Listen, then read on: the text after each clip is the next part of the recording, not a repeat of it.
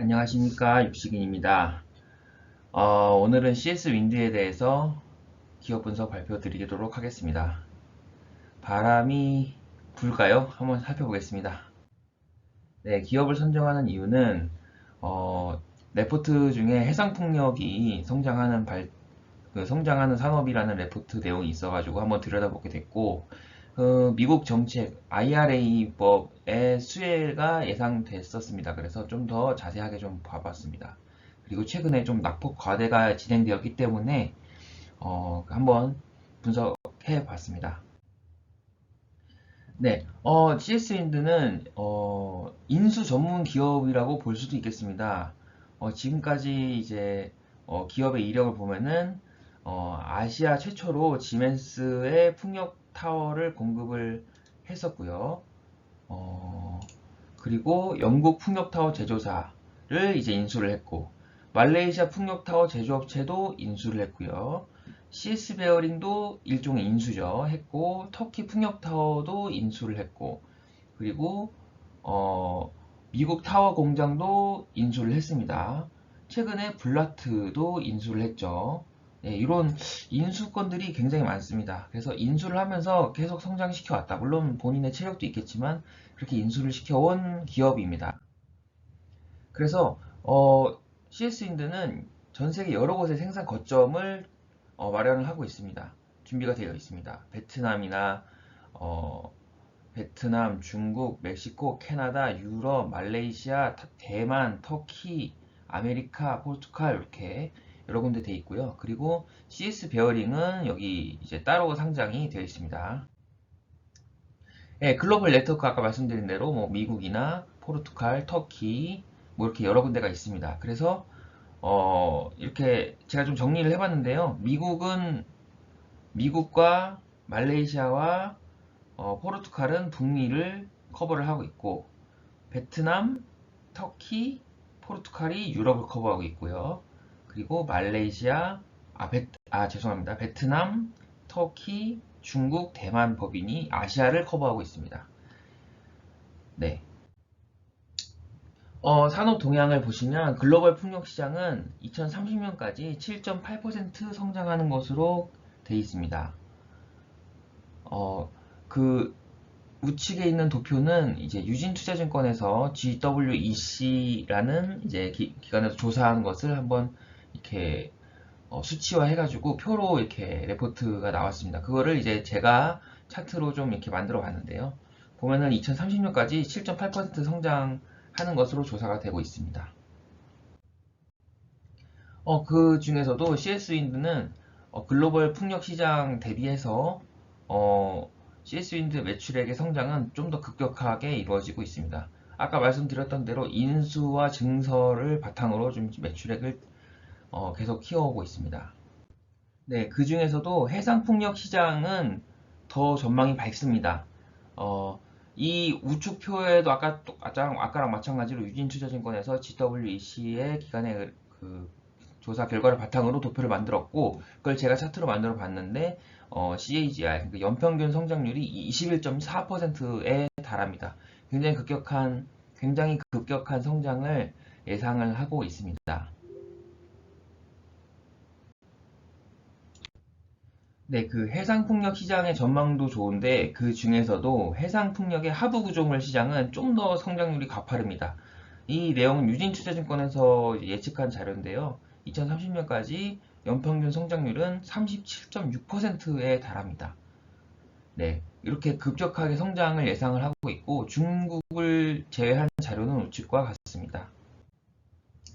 네, 그리고 나라나 이제 대륙별로 그 해상 풍력에 대한 계획들이 이제 발표가 되고 있는데요. 지금 자료는 미국에 대한 자료입니다. 미국의 그 동부 쪽에는 우측과 같이 이렇게 좀 상세하게 해상 풍력 단지 건설이 계획이 되어 있습니다. 유럽 같은 경우에도 육상 풍력이 좌측에 있고 해상 풍력이 우측에 있는데요. 보시면은 자세히 보시면은 왼쪽 아래에 이제 수치들이 나와 있는데 육상 풍력과 해상 풍력은 단위가 다릅니다. 여기 보시면은 육상풍력은 가장 진한 게 7.5에서 12 기가와트 아워당 제곱킬로미터당 기가와트 아워인데요. 여기 해상풍력은 200에서 441.2 테라와트 아워입니다. 그러니까 이게 좀 단위가 달라가지고 해상풍력이 훨씬 더 성장이 좀 급격할 수 있다는 것을 알 수 있습니다. 대만 같은 경우에도 2025년까지 상세하게 계획이 발표되어 있습니다. 그래서 2025년까지 얼마나 발전을 할 것이고 프로젝트는 누가 하고 디벨로퍼는 누가 하는지 이런 것까지 전부 다 자세하게 계획이 이미 끝났습니다.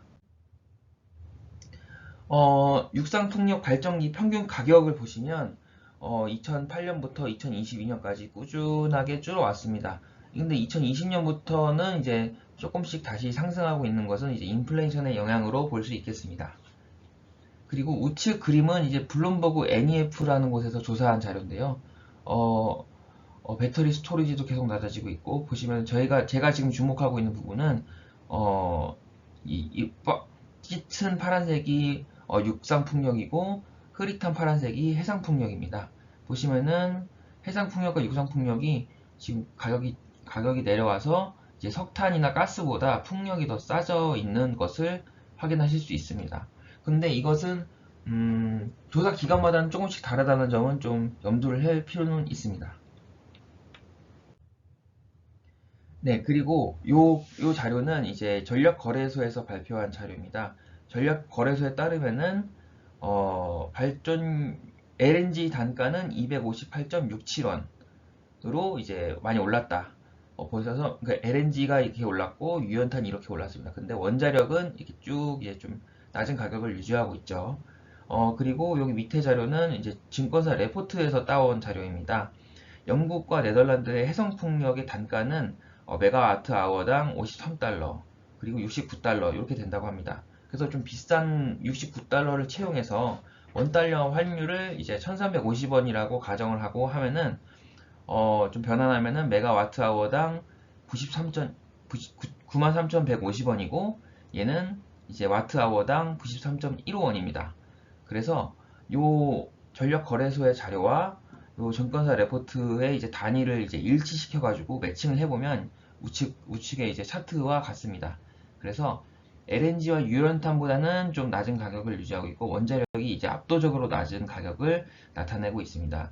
근데 이 원자력은 발전 단가는 이제 이렇게 싼 거는 맞는데 다른 시각도 있습니다. 보시면 요 내용은 이제 LCOE라 그래가지고 처음에 만들 때부터 마지막에 이제 폐기까지 전체 비용을 다 합산한 금액을 이제 나타낸 것입니다.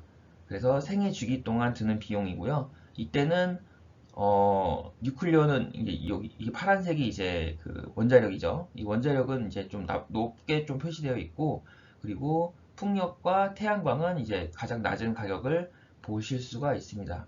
근데 이것도 조사 기간마다 조금씩 다릅니다.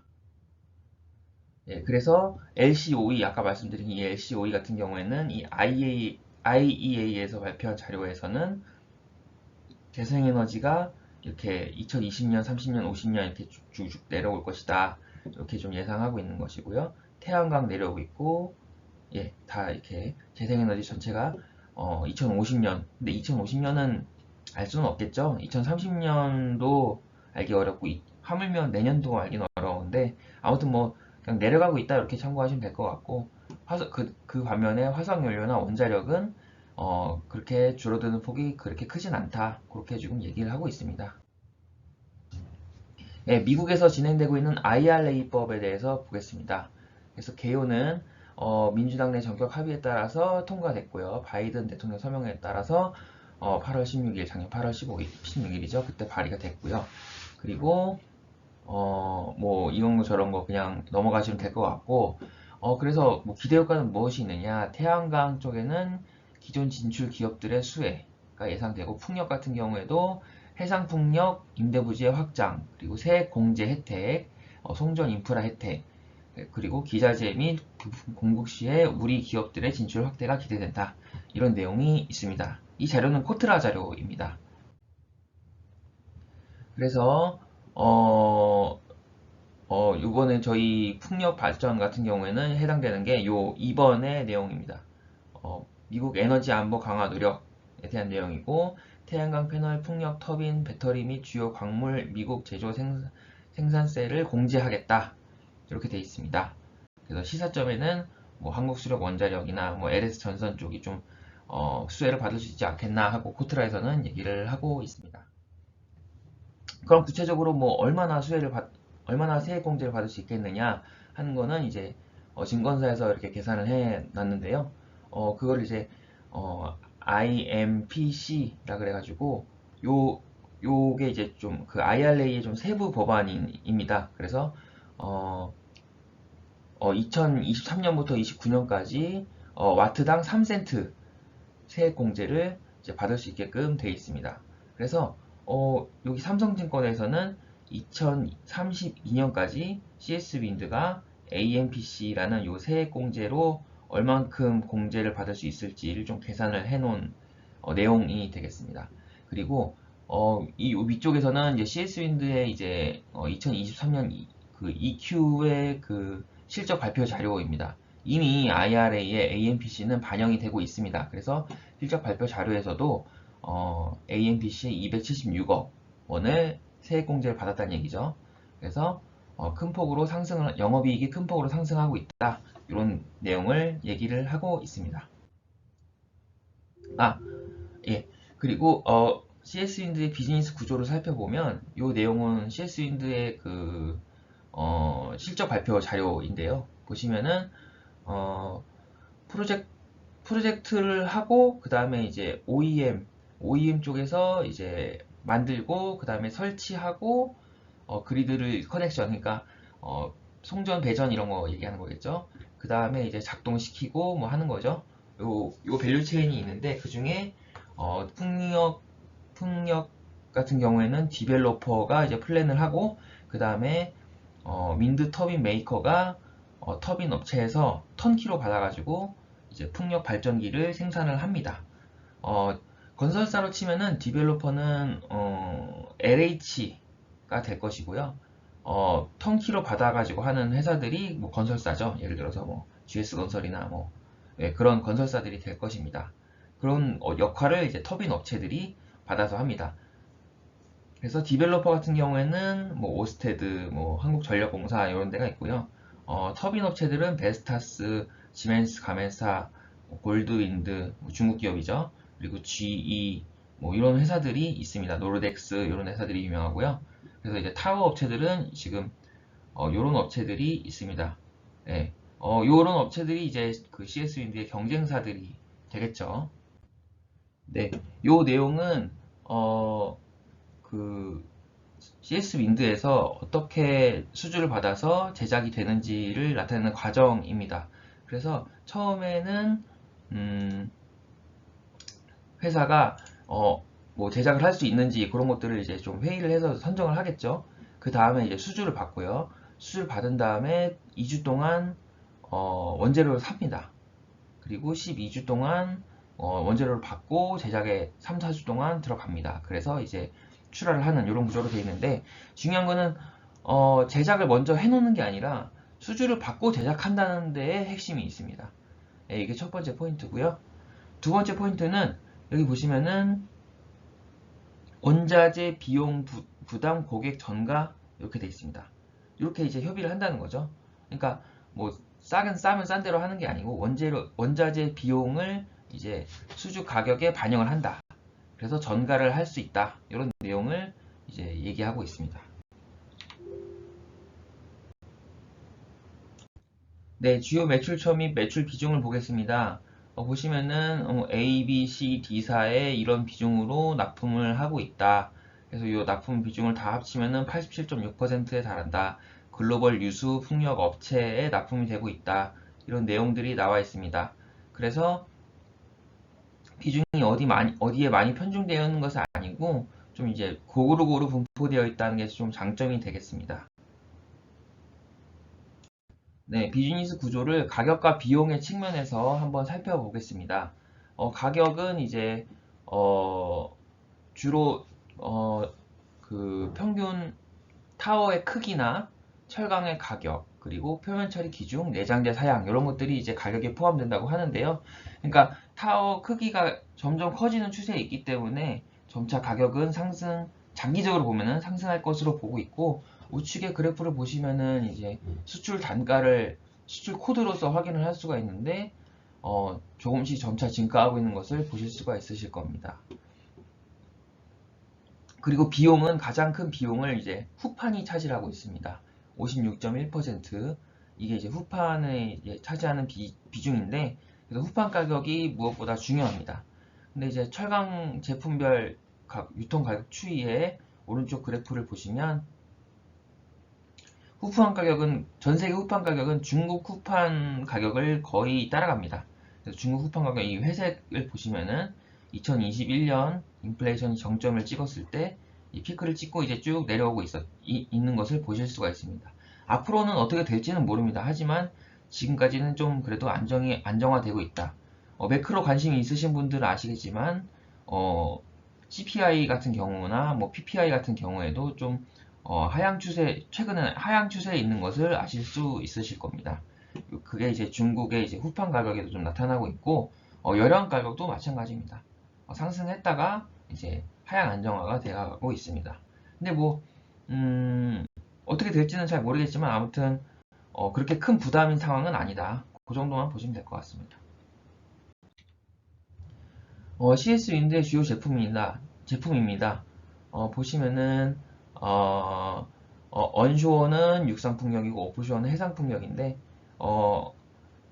육상풍력보다는 해상풍력의 캐파시티가 좀 더 높고요. 그리고 그 프로덕트 종류별로 보시면은 해상풍력 타워, 육상풍력 타워, 해상풍력 타워, 그리고 그 큰 지름의 이제 타워, 그리고 뭐 안에 들어가는 파트들, 그리고 이 해상풍력이 이제 해상풍력 타워만 있는 게 아니라 하부 구조물이나 뭐 다른 액세서리들이 있습니다. 그래서 그런 것들을 이제 만들어낸다는 것을 보실 수 있습니다. 여기 가운데 그림 보시면 뭐 해상풍력 타워의 한 종류인데요. 이제 모노파일을 하나 봤고요. 그 다음에 이제 그 해상풍력과 모노파일 중간물을 설치를 하고, 그 다음에 타워를 설치를 합니다. CS 윈드에서 주력으로 하는 것은 이 타워 부분입니다.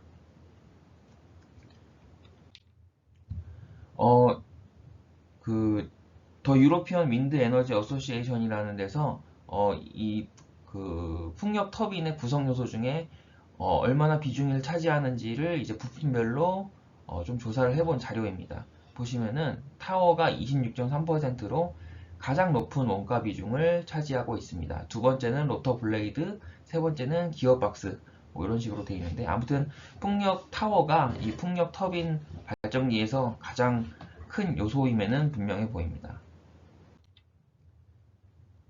CS 윈드의 경영 전략은 세 가지로 나타날 수가 있습니다. 첫 번째는 철저한 로컬라이제이션입니다. 그러니까 아까도 그 전 세계에 이제 생산 법인들이 있는 것을 보여드렸는데, 그 현지 생산 공장을 구축해서 같이 일하기 편한 공급사의 포지션을 취한다. 이게 첫 번째고요. 두 번째는 안정적인 영업으로 되어 있는데요. 중국을 포함해서 그 7개 업체가 전체 그 풍력 타워 시장의 80%를 차지하고 있기 때문에 그 CS 윈드는 유일하게 메이저 5개 업체를 고정 고객으로 유치를 하고 있다고 합니다. 그리고 세 번째는 타워 특화 기술력, 기술 자기네들이 더 좋다 뭐 이런 거죠. 하이브리드 타워라는 게 있는데 여기까지 제가 공부를 못 해봤습니다. 그리고 경쟁사나 이제 마켓시어 쪽을 좀 보면은 이 자료에서 보시면은 가로축이 생산 캐파고요. 세로축이 마켓, 그러니까 얼마만큼 그 로컬이나 글로벌이나 다 이제 납품이 되고 있는지 그 부분을 나타낸 것이고, CS 윈드는 이제 우상 쪽에 이제 그 글로벌 리딩 업체라는 것을 좀 표시를 하고 있습니다. 그래서 요건 이제 증권사 레포트 자료인데요. 15% 안팎의 점유율을 유지하고 있다고 합니다. 전 세계 1위 업체다. 이렇게 하시면 되겠습니다. CS윈드는 이제 하부 구조물 시장도 진출을 하고 있습니다. 왜 진출을 했냐는 것은 이 좌측에 있는 그래프는 올스테드에서 따온 그래프인데요. 보시면은 해상풍력 시장이 이렇게 증가를 함에도 불구하고 그 하부 구조물은 그 증가 속도를 따라가지 못한다는 것이 표시가 되어 있습니다. 파란 예, 그래서 하부 구조물은 우측의 그림과 같이 종류를 나타낼 수 있습니다.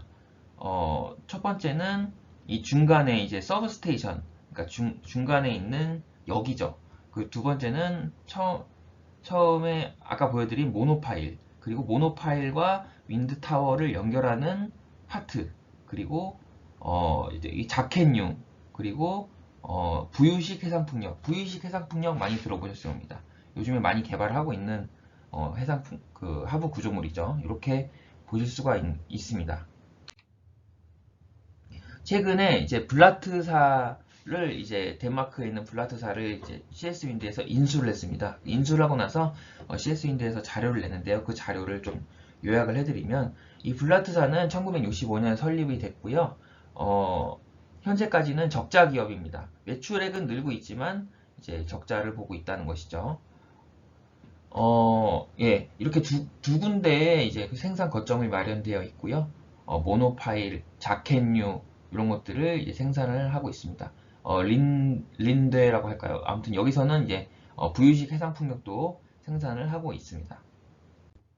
네, 아까 요 그림에서 설명드렸다시피 요 다섯 가지의 이제 그 해상풍력에서 타워를 제외하고 하부 구조물이 들어가는데요. 그 중에서는 네, 첫 번째 거는 이제 트랜지션 피스고 두 번째 거는 이제 자켓 방식의 하부 구조물이고 세 번째는 모노파일이고 네 번째는 서브스테이션, 중간 스테이션입니다. 그 네 가지를 보시면은 트랜지션 피스 쪽은 이제 1등을 차지하고 있고 자켓은 3위, 모노파일은 3위, 그리고 서브스테이션은 2위 요 위치에 있고요.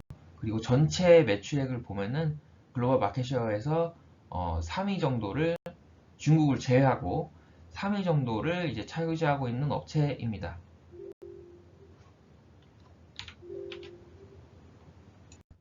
네, 재무제표를 분석했습니다. 손익계산서를 보시면 매출액은 뭐 성장주답게 꾸준하게 상승을 하고 있고요.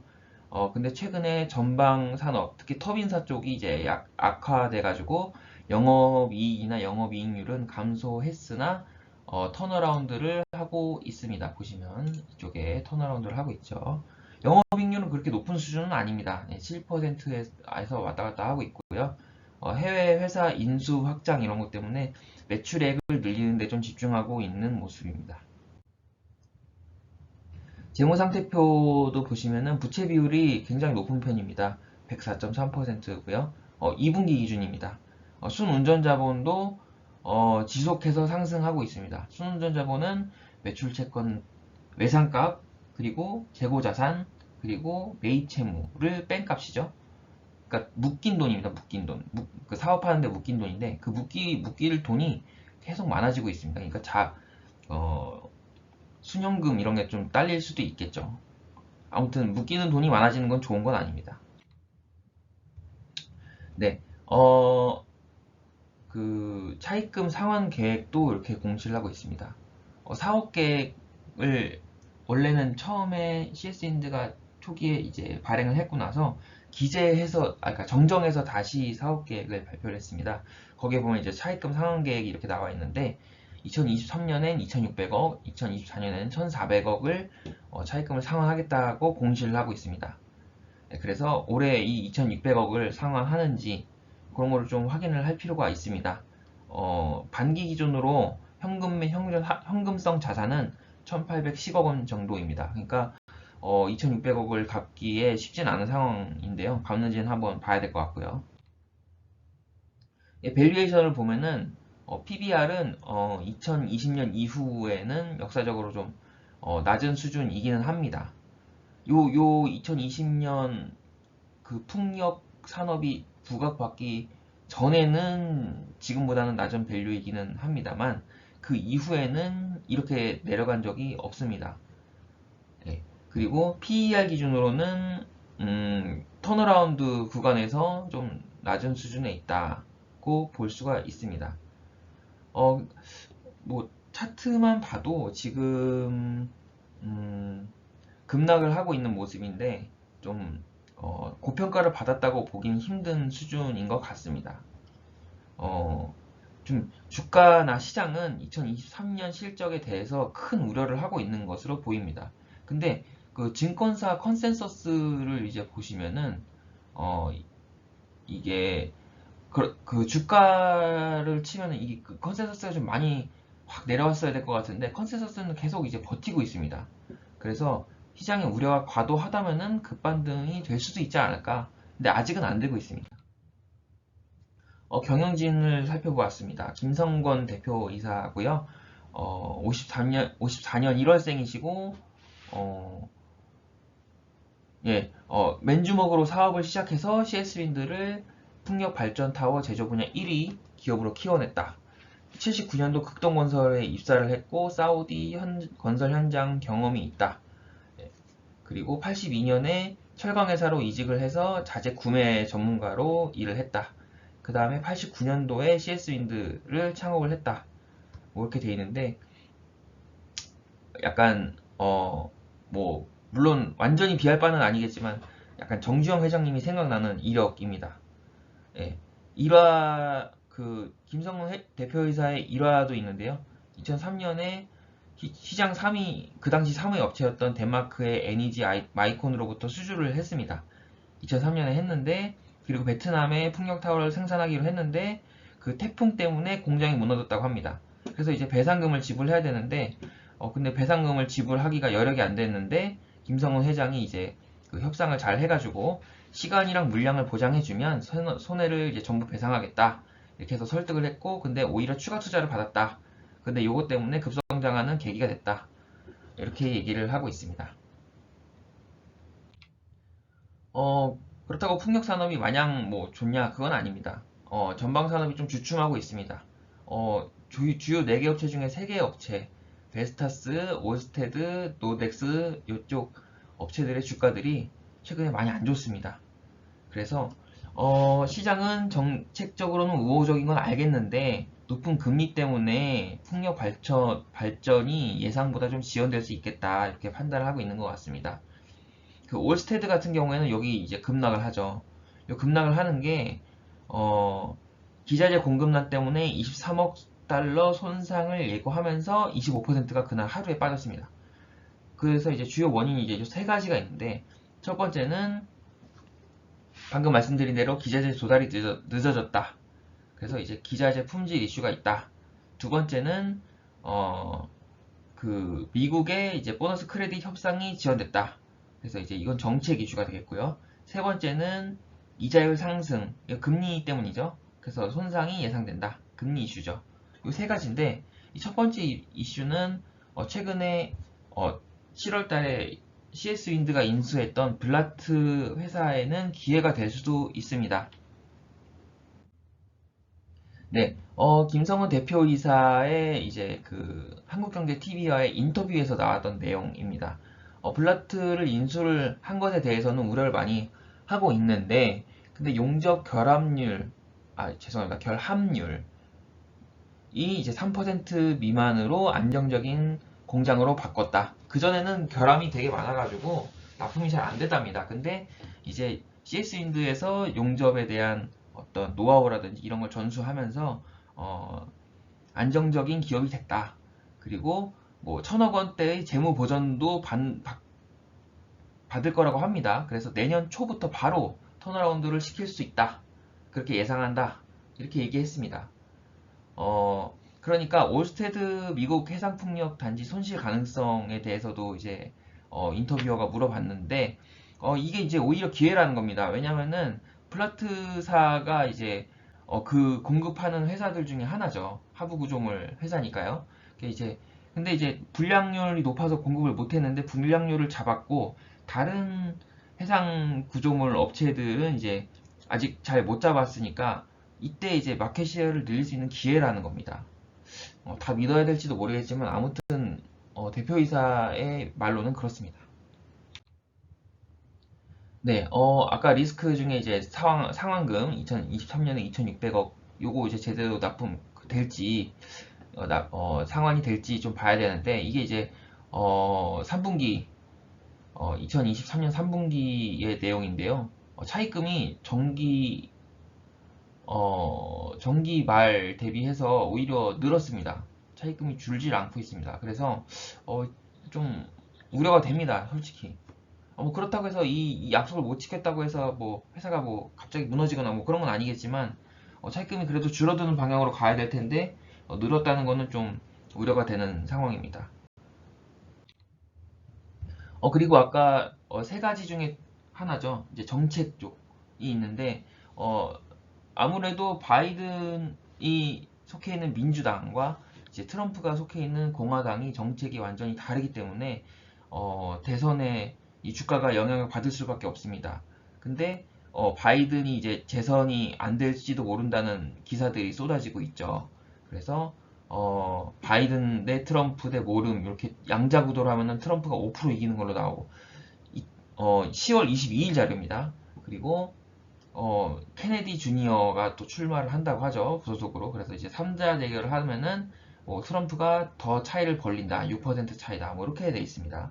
그래서 이제 근데 이제 그 지금 미국은 중임제고 재선을 못한 대통령이 그리 많지는 않습니다. 120년 동안 6번밖에 안 됩니다. 그 6번을 이렇게 한번 추려봤습니다. 첫 번째, 그 가스라 테프트 조약으로 유명한 이 하워드 테프트 이 대통령은 별치적은 없다고 합니다. 제가 잘 찾지는 못했을지도 모릅니다. 아무튼 그렇고요. 후보 대통령은 취임하고 나서 이제 대공황이 왔습니다. 1929년이죠. 대공황이 와가지고 경제 이슈로 좀 안 됐죠. 세 번째, 그 제럴드 포드 대통령 같은 경우에는 무임승차했습니다. 그러니까 원래 그 대통령이 있었는데 이 대통령이 워터게이트 사건 때문에 부통령이었던 포드가 대통령이 됐죠. 그러니까 이제 이 포드 대통령은 인기가 그리 많지 않았던 대통령이었던 겁니다. 그렇기 때문에 이제 재선에 좀 실패를 했고, 그 다음에 이제 카터 같은 경우에는 경기 침체, 그리고 외교 정책 실패. 여기도 경기에 대한 내용이 있습니다. 경제에 굉장히 그 미국의 대통령 재선이 좀 민감하다는 걸 알 수 있고요. 그 다섯 번째, 아버지 부시 같은 경우에는 불경기 시대였다고 합니다. 그리고 트럼프 같은 경우는 이제 코로나19 그로 인한 그 불경기가 좀 그래서 재선이 안 됐다. 뭐 그렇게 볼 수도 있을 것 같습니다. 그러니까 좀 다 경제와 연관돼 있습니다. 지금 미국 경제가 좋다는 분도 계시고 안 좋다는 분도 계신데 좀 봐야 될 것 같습니다. 네, 그래서 제가 찾아봤습니다. 힐러리 클린턴이 이제 도널드 트럼프에 졌을 때, 트럼프 대통령이 당선됐을 때, 그때 11월 8일이죠. 2016년 11월 8일 주가를 찾아봤습니다. 시스윈드는 18.2% 하루에 하락했습니다. 이날 하락을 쭉 했고요. 그러고 나서도 계속 하락을 하다가 최저점을 찍고 그리고 나서 이제 다시 회복을 했습니다. 굉장히 많이 회복을 했죠. 만약에 바이든 대통령이 대선에서 진다면 뭐 상황마다 다 다를 수도 있겠지만 기회일지도 모른다. 그런 생각이 듭니다. 아마 지금 주가도 좀 짓눌리는 이유 중에 하나는 이 이유일 겁니다. 예, 주주 환원 쪽입니다. 그래서 확인을 해보니까 EPS나 배당 성향은 그렇게 많지는 않습니다. 주당 배당금은 한 500원 정도. 2022년은 이제 주당 순이익이 이제 적자였음에도 불구하고 배당을 줬다. 뭐 이 정도가 좀 긍정적으로 볼 수 있겠고요. 근데 이제 부정적인 부분은 이 김성현 대표이사가 2023년 7월 21일 날 시간 외에서 이제 팔았습니다. 40만 주를 팔았는데 그때가 이때입니다. 이때 팔았는데 그 이후로 이제 줄줄줄줄 새고 있습니다. 그래서 이제 이 대주주 매도의 40만 주의 이것은 단기적으로는 좀 좋은 건 아니다. 자, 이거 좀 많이 싫어하는 부분인데 대주주가 매도하는 거요. 그런데 이제 아무튼 그런 게 있었다.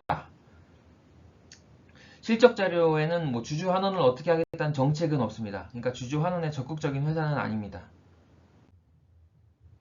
네, 그래서 종합 의견으로는 강점은 탄소 중립을 위해서 전방 산업이 성장할 것이다. 그건 의심의 여지가 없죠. 현지화 전략 그리고 고객 맞춤으로 점유율이 1등이다. 풍력 타워가 1위라는 거죠. 그리고 미국 현지 공장 생산으로 IRA 정책 수혜를 현재도 받고 있고 앞으로도 받을 것이다.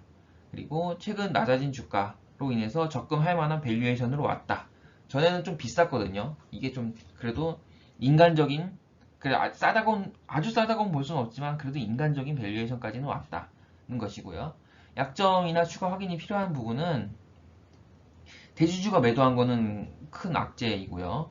그리고 영업이익률 대비해서는 아직도 밸류에이션이 높다. 영업이익률이 7%에서 왔다 갔다 하는데 밸류에이션은 PER 기준으로 한 15배, 14배 이 정도 되니까요. 그렇게 뭐 아주 싸다고 볼 수는 없는 밸류에이션이고요. 그리고 판매 가격이나 이런 것들을 모니터링하기에는 좀 어렵다. B2B 기업이니까 그게 좀 어렵다. 그리고 재무제표가 불안정하다. 부채 비율이 높다든지 순운전자본이 계속 올라간다든지 이런 것도 좀 약점이고요. 정치 이슈에 대한 불확실성도 있습니다. 뭐 트럼프가 다시 이길 것이냐, 그러니까 공화당으로 돌아갈 것이냐 이러면은 분명히 이제 악재로 될 수 있겠죠. 그것들은 약점으로 볼 수 있겠습니다. 네, 추천은 이렇게 이상으로 영상을 마치겠습니다. 시청해주셔서 감사합니다.